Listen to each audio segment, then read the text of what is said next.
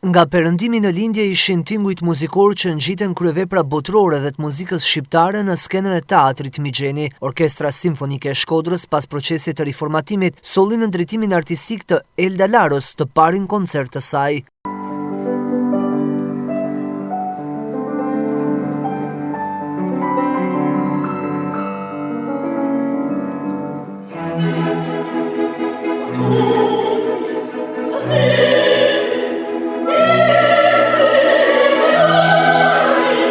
Dirigentja, pianistja dhe muzikantja e njohur shqiptare me një karrierë të shuar në skenën ndërkombëtare të muzikës klasike nuk I fsheh emocionet e këtij rikthimi në qytetin e lindjes, tashmë duke dhënë një kontribut konkret për artin në Shkodër.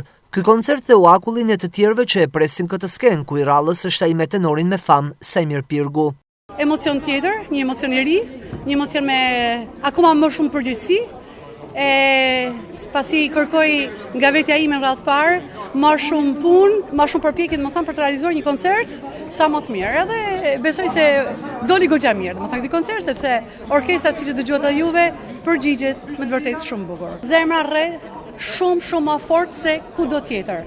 Në skenën e tjetër të botës unë dal kam atë emocionin tim, po këtu rriten, komplet zemra më rret shumë fort në çdo moment, po rret në mënyrë pozitive, në mënyrë konstruktive, sepse më jep me të vërtet krah edhe forcë për të bërë më mirë.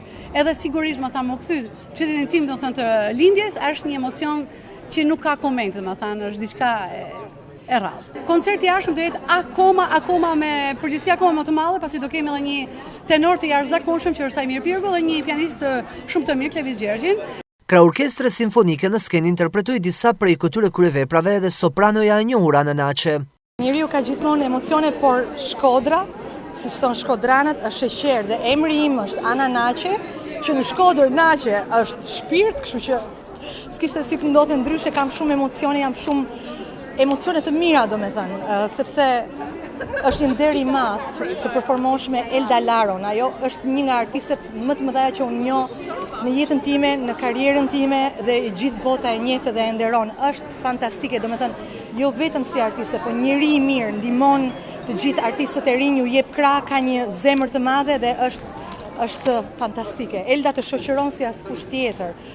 Zërat kanë shumë nevojë për një mbështetje dhe Elda I njeh shumë mirë dhe I mbështet. Ky koncert I Orkestrës Simfonike të Shkodrës solli për publikun emocione të veçanta dhe duke dëshmuar edhe një herë potencialin e madh artistik që Shkodra ka për ta ofruar.